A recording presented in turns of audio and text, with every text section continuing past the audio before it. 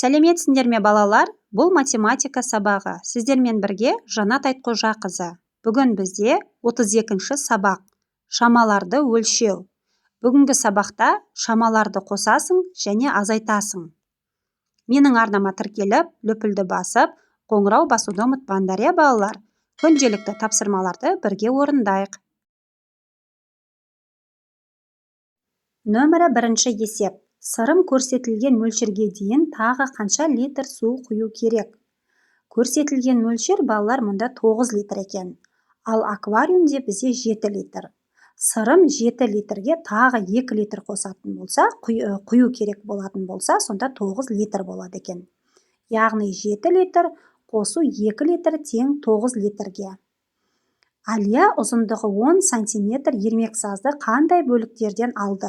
Яғни Алия 10 сантиметр ермексазы бар екен, балалар. Оның 6 сантиметр күлгін түсті екен. Ал жасыл түсті ермексазы белгісіз. Яғни 6-ға тағы да 4 сантиметрді қосып алатын болса, 10 сантиметр болады екен.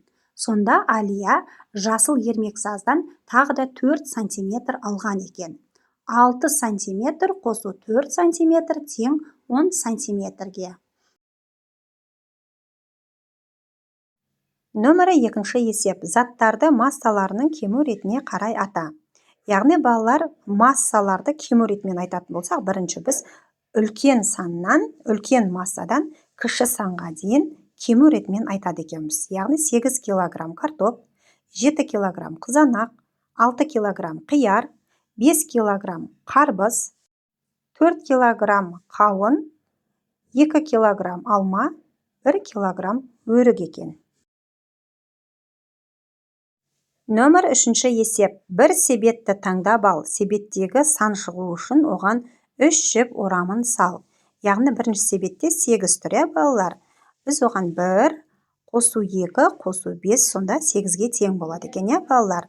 Одан кейін екінші бізде 9 саны тұр екен. Яғни 1-ге 2-ні қосамыз 3, 3-ге 6-ны қосамыз 9 екен. Үшінші себет бізде 10 екен. 2-ге 3-ті қосамыз 5, 5-ге 5-ті қосатын болсақ 10 шығады екен.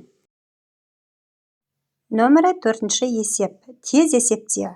1-ге 1-ті қоссақ 2, 2-ге 1-ті қосатын болсақ 3, 3-ге 2-ні қосатын болсақ 5, 5-тен 1-ді азайтатын болсақ 4, 4-тен 1-ді азайтатын болсақ 3, 3-ге 2-ні қосатын болсақ 5, 5-тен 2-ні азайтатын болсақ 3 болады екен.